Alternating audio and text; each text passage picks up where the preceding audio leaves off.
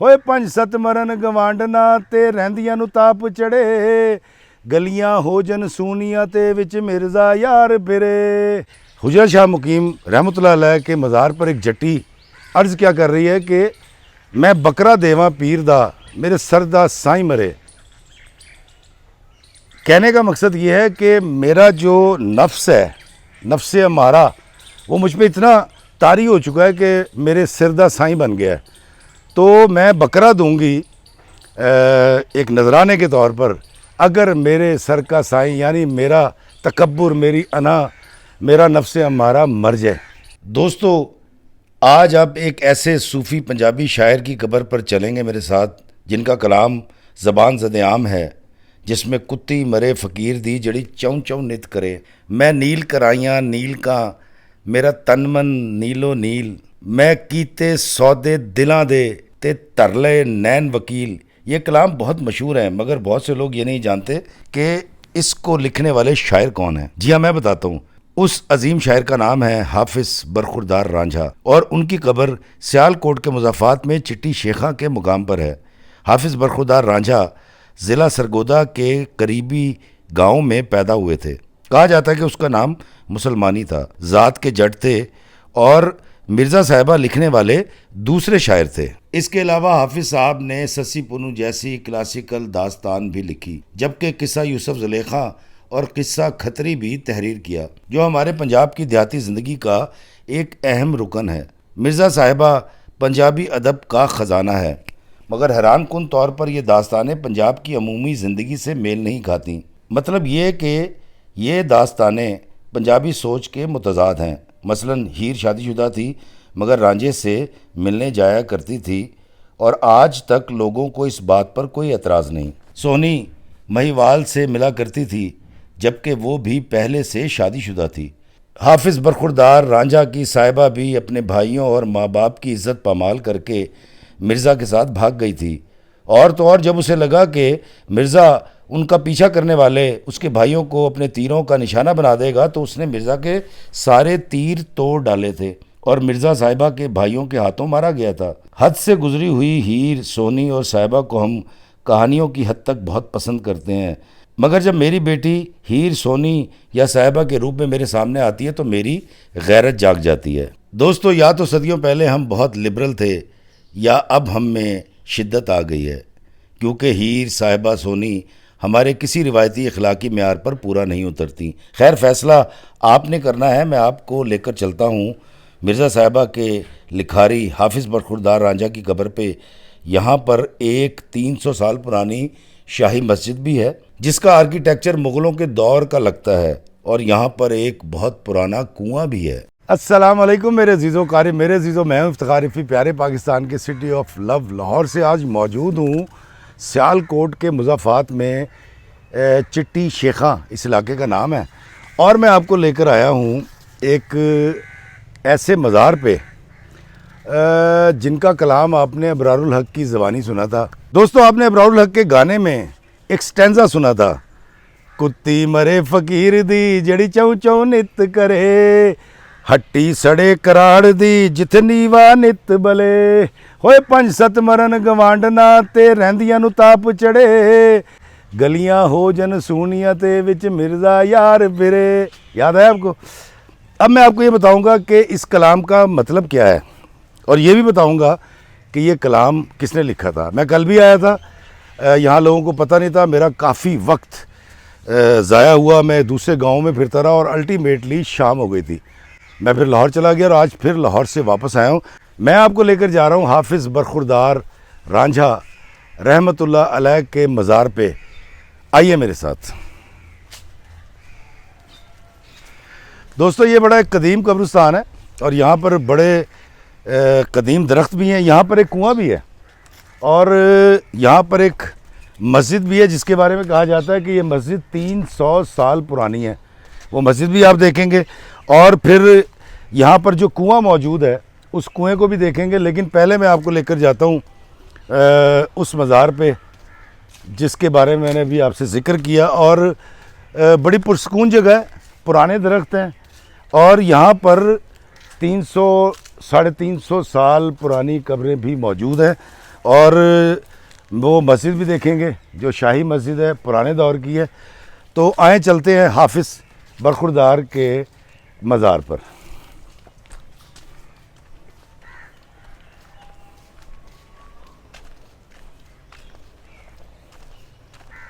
दोस्तों, ये शहर के मुज़ाफ़ात में एक बड़ी ही ख़ामोश और पुरसकून सी जगह है। और यहाँ पर ये मज़ार है, ये देखें, मैं आपको करीब चल के दिखाता हूँ जी। ये इसके साथ एक गुंबद भी है, ये देखें, ये गुंबद है। और जब ये नीचे आते तो ये है, और ये लिखा हुआ है जी, दरबार आलिया पंजाबी सूफ़ी शायर हाफिज़ बरखुरदार रांझा रहमतुल्लाह अलैह। जी हाँ, ये उनका मज़ार है हाफिज़ साहब का, और बहुत आला दर्जे के सूफ़ी शायर। ये वो शायर हैं जिन्होंने मिर्ज़ा साहिबा लिखी थी। मिर्ज़ा साहिबा में का ये स्टैंज़ा है, कुत्ती मरे फ़कीर दी जड़ी चौं चौं नित करे। तो मैं आपको दिखाता हूँ जी इनका मज़ार शरीफ अंदर से। ये देखिए, ये है जी इनका तावीज़ कब्र का। दोस्तों, ये मज़ार से लगता है कि ये अभी कुछ अरसा पहले ही तामीर किया गया है, और एक बहुत बड़े शायर का बहुत छोटा सा मज़ार का अहाता है ये। और यहाँ पर बड़ा सुकून है। और मिर्ज़ा साहिबा इन्होंने लिखी। और आज बात करेंगे मैं नील कराइयाँ नील का, मेरा तन मन नीलो नील का मतलब क्या है। दोस्तों, इस मज़ार से जब हम बाहर निकलते हैं तो दाएं जानिब एक तो यहाँ पर ये हैंड पंप लगा हुआ है पानी का, ये देखें, और ये चलता भी है। मैं अभी आपको चला के भी दिखाऊंगा। लेकिन ये सामने जो आप मस्जिद देख रहे हैं, ये एक बहुत पुरानी मस्जिद है, और इसके बारे में यहाँ के लोगों का कहना है कि कमो बेश 300 साल पुरानी मस्जिद है ये। इसकी तामीर से, इसकी रंगत से और इसके आर्किटेक्चर से अंदाज़ा होता है कि ये वाकई इतनी ही पुरानी होगी। और मैं कोशिश करता हूँ कि इस मस्जिद के अंदर भी चलें और इस मस्जिद को अंदर से आपको दिखाते हैं। ये भी इस कब्रिस्तान के अहाते में मौजूद है और मज़ार के पास है। और इस मस्जिद के अंदर चलते हैं और मैं आपको दिखाता हूँ। ये वज़ू खाना है जी, यहाँ छोटा सा। और यहाँ पर देखते हैं जी, अंदर से कुंडी लगी हुई है। इस कुंडी को खोला तो ये देखिए जी, ये मस्जिद है। यहाँ पर लोटे रखे गए हैं, और ये देखें, बड़ी खूबसूरत छोटी सी मस्जिद है। और इस मस्जिद के बारे में कहा जाता है कि ये मस्जिद 300 साल पुरानी है। ताला लगा हुआ है क्योंकि ज़ोहर की नमाज़ हो चुकी है। और ये सामने हाफिज़ बरखुरदार रांझा का मज़ार है। ये देखें, ये यहाँ फट्टी भी लगी हुई है पीछे, ये सामने। और ये कब्रिस्तान है। और दोस्तों, इसके साथ ही एक और कब्रिस्तान है, ये देखें, ये भी बड़ा तारीख़ी कब्रिस्तान है। और इसके बारे में कहा जाता है कि ये भी उसी दौर का। इसको आगे जाके ज़रूर देखते हैं और देखते हैं इसके अंदर किसकी कब्रें हैं।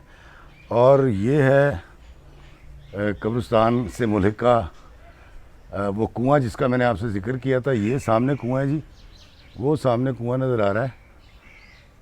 ये देखिए, ये कुआं है जी, और इस पे तारीख़ भी लिखी हुई है। कहा जाता है कि ये हाफिज़ साहब के दौर से भी पहले का कुआं है। इसके करीब जाते हैं और इसको करीब जाके देखते हैं।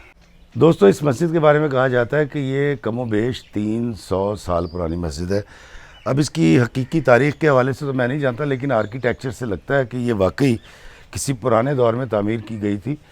दोस्तों, इस मस्जिद से जब हम बाहर आते हैं तो ये देखिए कि ये सूरत हाल है। यहाँ पर कब्रें हैं, और वो रहा कुआं जिसके बारे में मैंने आपको बताया था कि यहाँ पर एक कुआं है। और ये कुआं जो है, इसके बारे में कहा जाता है कि ये बहुत कदीम है और हाफिज़ साहब के दौर का या उससे पहले का है। इसको पढ़ते हैं जी, यहाँ इसकी तारीख़ लिखी हुई है। यहाँ तो तारीख़ लिखी हुई है जी 1109 हिजरी, 1109 हिजरी। मंजानिब मालिक कब्रिस्तान तरफ ऊपर वाली चिट्टी शेखा कुरैशी अब्दुल हमीद ज़ैलदार। और ये कुआं है जी, जो कि अब खुश्क हो चुका है। बड़ा तारीखी कुआं है। कहा यह जाता है कि ये भी सैकड़ों साल पुराना कुआं है और ये अहाते में मौजूद है। ये देखिए यहाँ पर ये कुआं है और इस कुएं से जब दाएं जानिब देखते हैं तो ये देखिए कब्रिस्तान के अंदर एक अहाता है और उस पर ये लाल रंग है। अब इसके बारे में कहा जाता है कि ये मुग़ल दौर में यहाँ पर कुछ लोग दफन किए गए थे और यहाँ के मुकामी लोगों का कहना है कि नहीं, ये अहाता तो पुराना है लेकिन इसमें बाद में लोगों को दफन किया गया। लेकिन जो भी है इसकी तारीख़ उस पर मैं नहीं जाता, लेकिन ये एक बड़ा यूनिक सा, ये देखें इसके मीनार हैं और ये देखें इसकी तामीरात जो हैं, उससे लगता है कि ये वाकई मुगलिया दौर की या कोई कदीम तामीरात लगती है। इसका आर्किटेक्चर ऐसा है। और जब हम इसके अंदर जाते हैं तो यहाँ पर 1923 की एक कब्र है। इस पर लिखा हुआ है शुजा बदरुद्दीन ज़ैलदार। ये देखें, और ये कुछ भी नहीं लिखा हुआ है इस कब्र पे, और वो पीछे 1934 लिखा हुआ है। ये देखिए, ये लिखा हुआ है 1934। ये 1934 मियाँ मोहम्मद हुसैन सफ़ेद पोश वल्द मियाँ नथू ज़ैलदार किले वाले 1934। और जब हम फिर यहाँ आते हैं तो ये कब्र भी देखिए 1923 है और इसकी दीवारें ऐसे हैं। ये एक बुर्जी है जिसका ऊपर से शायद कलश या जो ऊपर वाला हिस्सा था वो गिर चुका है और ये यहाँ पर इस तरह से ये देखें। और जब हम यहाँ से बाहर जाते हैं तो ये ऐसे नज़र आता है जी। ये देखिए चिट्टी शेखा मुज़ाफ़ाती इलाका है सियालकोट का, और वो सामने मस्जिद तारीख़ी, और ये हाफिज़ बरखुरदार रांझा रहमतुल्लाह अलैह का मज़ार। ये देखिए दोस्तों, आपने सुना होगा कि हुजरा शाह मुकीम दे एक जट्टी अर्ज़ करे, मैं बकरा देवा पीर दा मेरे सर दा साईं मरे। दोस्तों इसका क्या मतलब है? ये कौन सी जट्टी है जो अपने सर के साईं के मरने पर एक बकरा देती है? इसको समझना बड़ा ज़रूरी है। हुजरा शाह मुकीम ते एक जट्टी अर्ज़ करे को दो हवालों से बयान किया जाता है। एक तो ये कि मेरा जो दिल है ये हुजरा है किस ऊपर वाले बादशाह का, वो मुकीम है यहाँ। और जट्टी का लफ्ज़ जो इस्तेमाल किया गया है तो बहुत सारे शोरा इकराम मुअन्नस का सीगा इस्तेमाल करते थे शायरी के अंदर। तो एक तो ये, दूसरा ये कि हुजरा शाह मुकीम रहमतुल्लाह अलैह के मज़ार पर एक जट्टी अर्ज़ क्या कर रही है कि मैं बकरा देवा पीर दा मेरे सर दा साईं मरे। कहने का मकसद ये है कि मेरा जो नफ्स है, नफ्स हमारा, वो मुझ पर इतना तारी हो चुका है कि मेरे सिर दा साईं बन गया है। तो मैं बकरा दूंगी एक नजराने के तौर पर अगर मेरे सर का साईं यानी मेरा तकब्बुर, मेरी अना, मेरा नफ्स हमारा मर जाए। हट्टी सड़े कराड़ दी जिथे दीवा नित बले। वो बनिया जिसको पुराने दौर में बाटर सिस्टम के तहत हम उसको चावल देते थे, वो हमें हमारी मतलूबा चीज़ दे देता था। और फिर जब रकम भी आ गई थी तो ज़्यादातर बनिए जो थे वो उधार दिया करते थे और वो ब्याज फिर उसका सूद बहुत ज़्यादा हो जाया करता था। तो शायर के कहने का मतलब ये है कि मेरा जो दिल है ये बनिए की कराड़ की हट्टी बन चुका है, जिसमें तमा का, लालच का, दुनियादारी का और मादियत का दीवा हर वक्त जलता रहता है। कुत्ती मरे फ़कीर दी जड़ी चौं चौं नित करे। दोस्तों ये समझने वाली बात है। मेरे अंदर एक कुत्ती है जो हर वक्त चौं चौं करती रहती है। फिर वही बात, दुनियादारी, पैसा कमा लूँ, उसका बेड़ा गर्क कर दूँ, उसकी टांग खींच लूँ, उसकी ग़ीबत कर दूँ। ऐ अल्लाह मेरे दिल से ये तमाम बुराइयां दूर हो जाएं। वो कुत्ती ही मर जाए जो हर वक्त इंसानों पर भौंकती रहती है। वो ज़बान, वो सोच मुझसे छीन ले। पंज सत मरन गवांडना ते रहंदियां नूं ताप चढ़े। मेरे दिल के अंदर जो गवांडने हमसाइयाँ हैं वो है बुग़्ज़, कीना, धोखेबाजी, सबकत ले जाना, किसी की टांग खींच लेना। ये गवांडने हैं, हमसाए हैं मेरे इस दिल के अंदर, उसके इर्द गिर्द रहने वाले। ये 5-7 जो बुराइयां हैं ये मेरे अंदर से मर जाएं तो रहंदियां नूं ताप चढ़े। जो बाकी बची है उनको बुखार हो जाए। बुखार का मतलब कि कमज़ोर हो जाएं, मैं अपने नफ्स को मार सकूं और सेल्फ निगेशन कर सकूं। और फिर क्या हो कि गलियां होजन सोनिया ते विच मिर्ज़ा यार फिरे। मेरा दिल दुनिया की आलाइशों से पाक हो जाए। सोनिया होजन गलियां, मतलब मेरे अंदर से ये तमाम बुराइयां, नफ्से अमारा जो हर वक्त बुराई पे आमादा रहता है, इससे मेरा जिस्म खाली हो जाए, दिमाग खाली हो जाए, दिल खाली हो जाए। और विच मिर्ज़ा यार फिरे, तू ही तू, अल्लाह बस तू ही रहे। जी दोस्तों, मैं आपको लेकर आया सियालकोट के मुज़ाफ़ात में चिट्टी शेखा, और मैंने आपको आज दिखाई एक ऐसे सूफ़ी पंजाबी शायर की कब्र जिनका हमारी रहतल बैतल में एक बहुत बड़ा हाथ है और बड़ा पुरसकून इलाका है यहाँ। जब भी आपको कोई मौका मिले तो यहाँ पर आप आ सकते हैं और इस वीडियो से भी आपको गाइडलाइन मिल जाएगी। और यहाँ मेन रोड पर बाहर भी चिट्टी शेखा का एक बहुत बड़ा बोर्ड लगा हुआ है।